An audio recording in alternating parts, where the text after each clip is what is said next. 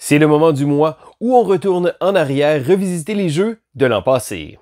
L'école du jeu, en partenariat avec la boutique L'Imaginaire, au-delà de vos attentes.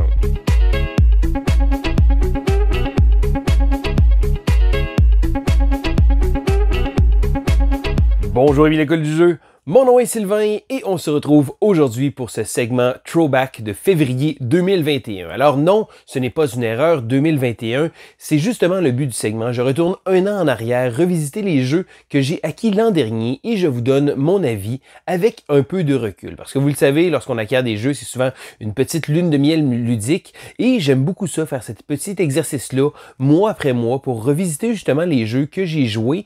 Et là, souvent, on va jouer plusieurs parties et là, ça va être tout le temps beau. Mais des fois, avec un peu de recul, ça fait du bien de donner un deuxième avis. Et je commence immédiatement avec les jeux qui ont quitté, en fait, le jeu qui a quitté ma collection, c'est le jeu Cloud Age. Alors, Cloud Age est un jeu qui avait énormément de potentiel. En fait, qui a énormément de potentiel. Le hic, c'est que avec les jeux que je vais jouer, j'ai une consommation ludique un peu anormale et je vais rouler beaucoup de jeux.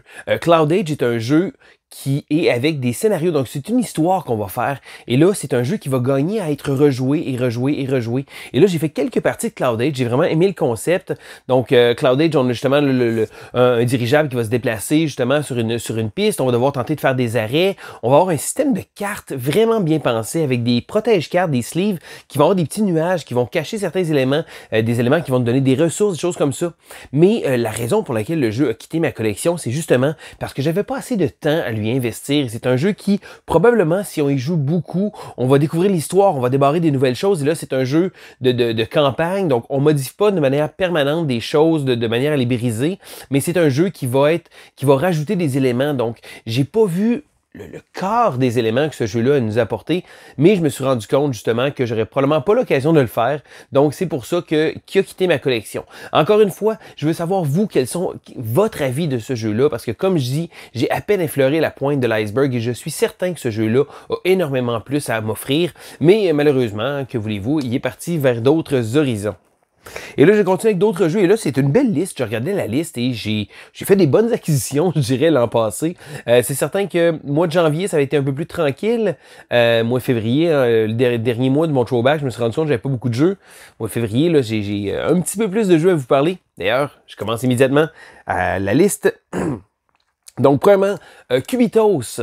Cubitos est une belle surprise de 2021. C'est un petit jeu de pousse ta chance avec un système c'est une course, mais on va avoir un concept on va construire des dés. En fait, on va acheter des dés qu'on va placer sur notre plateau de jeu. Et là, contrairement, je dirais un pool builder un peu là, parce qu'on va se faire un deck de dés, mais contrairement à beaucoup de jeux où on va tirer dans le sac pour chercher, là, on va les avoir là, on va pouvoir choisir lesquels on va lancer. Et là, il y a un petit système de pousse ta chance qu'on va tenter de voir, essayer d'aller chercher des résultats. Et chacun des dés qu'il va avoir, des couleurs différentes, va avoir des pouvoirs différents. Et encore une fois, chaque partie va être différente parce que les pouvoirs de ces dés-là, il y a beaucoup de variabilité avec ça.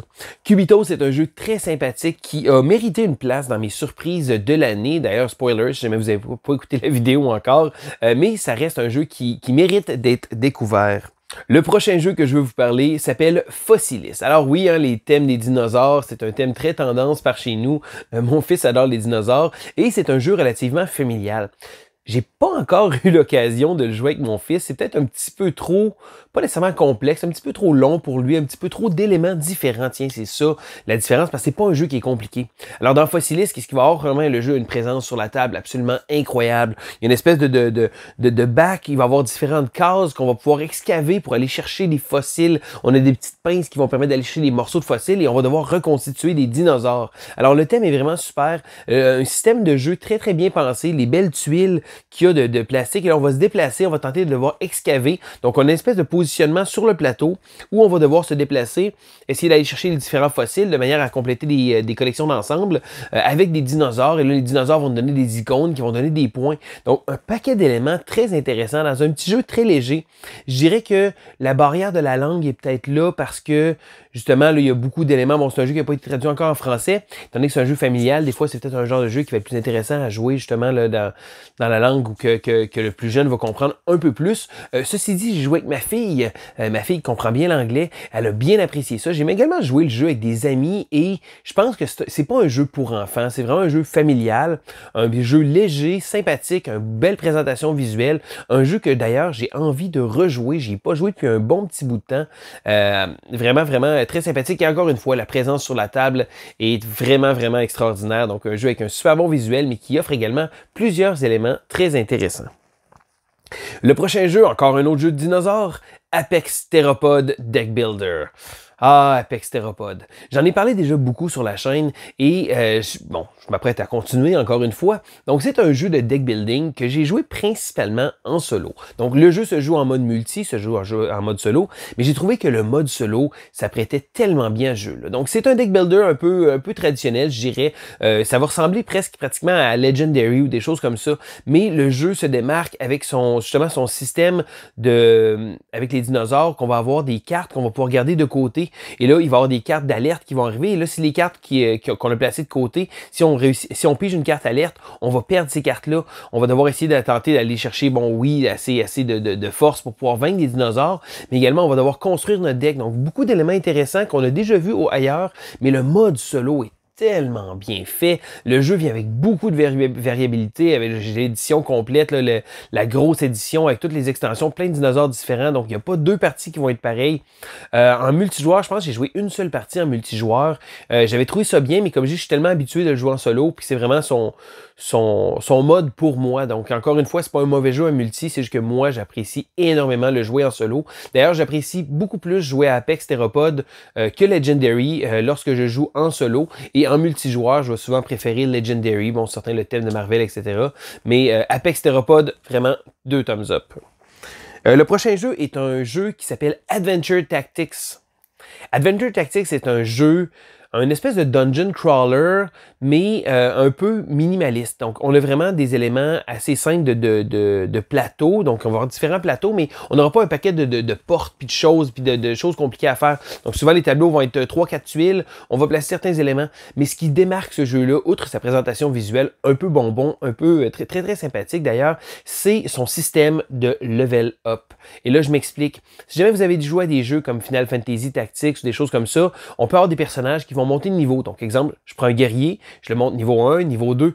Mais là, la prochaine fois que je vais monter de level, si je veux, je peux choisir de prendre un magicien. Oh, là, je vais prendre un niveau de magicien. Je vais garder certains pouvoirs de guerrier, mais je vais apprendre des nouveaux pouvoirs de magicien. Et là, si je désire, après ça, on peut faire des classes qui sont croisées. Donc là, si jamais je prendrais, admettons, un archer avec un guerrier, là, je pourrais devenir un ranger. Ah, parfait, excellent. Donc, on a une espèce de système de classe vraiment génial. Et là, le jeu est un mode campagne, et une campagne assez courte. Et lorsqu'on va avoir terminé, on va avoir un personnage qui va avoir plusieurs niveaux. Et là, on aurait presque envie de le continuer, mais le jeu fait en sorte de caper une certaine limite. Et là, il y a certaines classes spécialisées qui vont être vraiment puissantes. Même chose si jamais on décide de prendre un guerrier, et là, guerrier niveau 5, on va pouvoir le changer pour un chevalier, et là, encore une fois, sans nécessairement faire des mélanges. Donc, on va vraiment pouvoir choisir qu'est-ce que notre personnage va devenir, et c'est vraiment ça le gros cachet du jeu. Sinon, le système vient avec un système de cartes vraiment, vraiment bien pensé. C'est un jeu qui est simple à jouer, je l'ai joué avec ma fille avait vraiment adoré ça, le fait d'avoir des personnages, de pouvoir les monter. Seul petit bémol, on doit absolument jouer avec un certain nombre de personnages minimum. Il n'y a pas de mode purement solo qu'on contrôle seulement un personnage, mais encore une fois, c'est tellement simple à maîtriser, c'est tellement, en fait, c'est simple à jouer, c'est simple à comprendre, donc le flow du jeu se fait très très bien.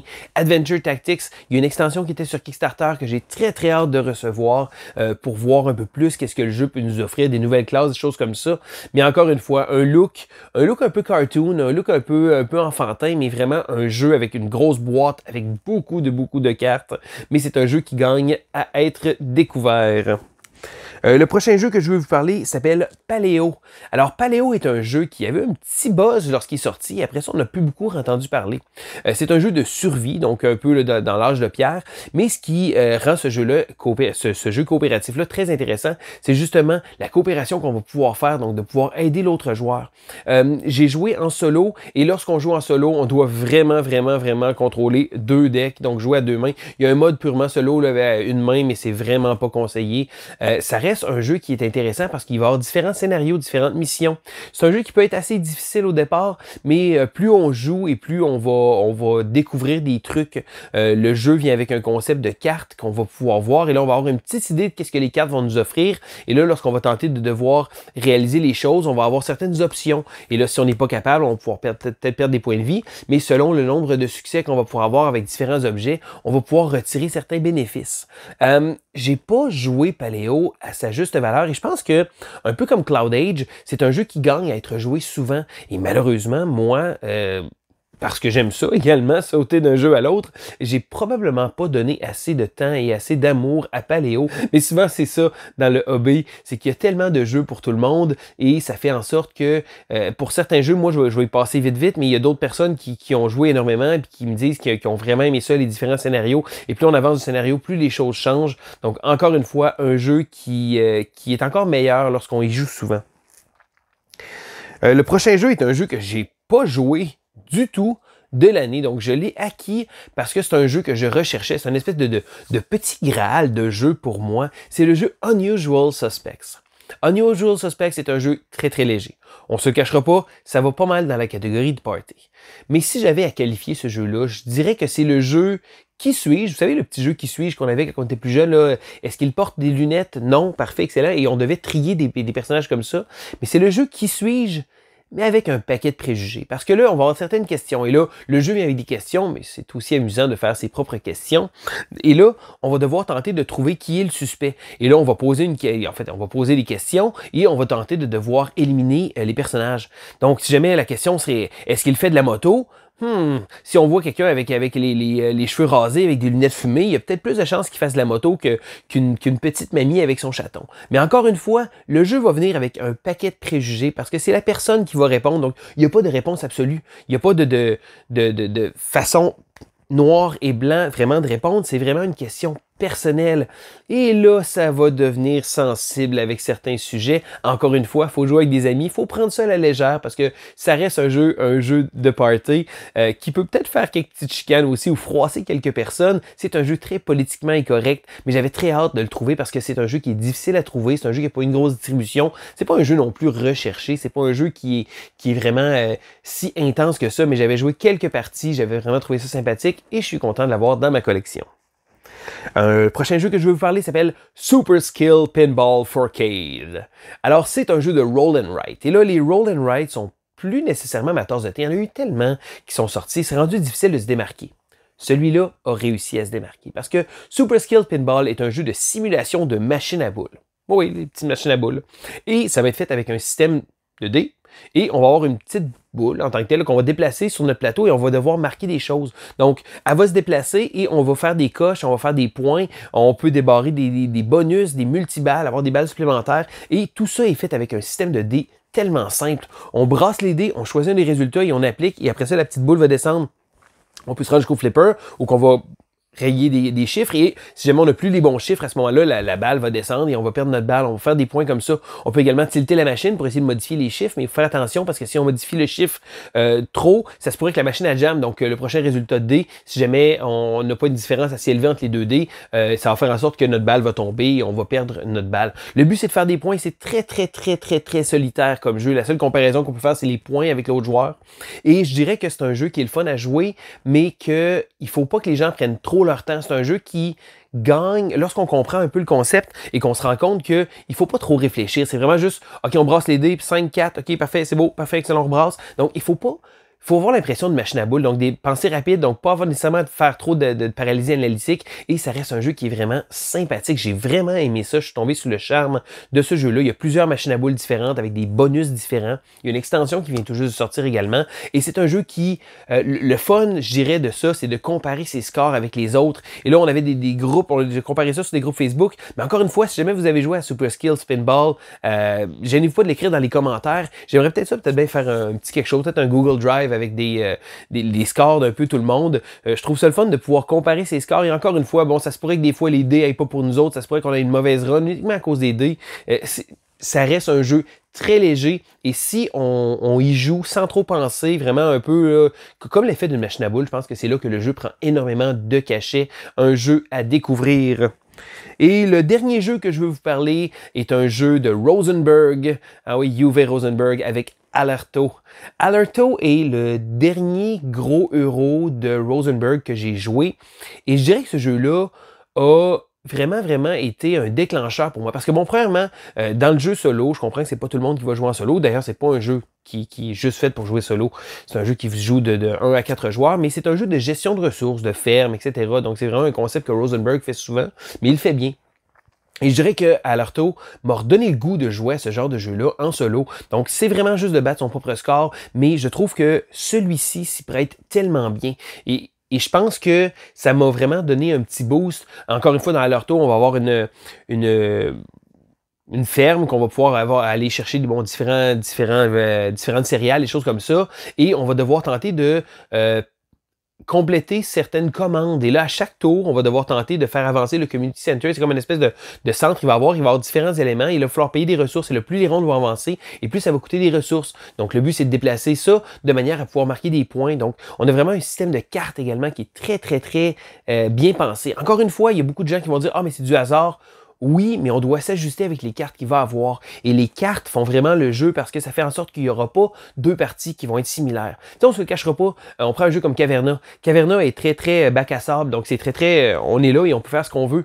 Ultimement, on peut également faire tout le temps la même chose, on peut scripter notre partie. Tandis que dans Alerto ici, on ne pourra pas faire un script parce que les cartes vont être tout le temps différentes. Un peu lorsqu'on fait le draft de cartes initiales à Agricola, ça va faire en sorte que la partie va être vraiment différente. Et ici, Alerto ne change rien, je veux dire, ça révolutionne pas le monde des jeux de Rosenberg, ça reste un placement d'ouvriers avec de la gestion de ressources, avec un thème de ferme, quelque chose qui a été fait rinse and repeat tellement souvent, mais Alerto le fait très bien. J'ai d'ailleurs joué une partie en solo, pas plus tard que la semaine dernière, je l'ai ressorti et j'ai vraiment eu énormément de plaisir à y rejouer. Encore une fois, il faut aimer les jeux de gestion, mais pour ma part, Alerto a vraiment été, justement, ça m'a redonné un petit boost pour pouvoir rejouer ce genre de jeu-là et jouer à également d'autres Rosenberg.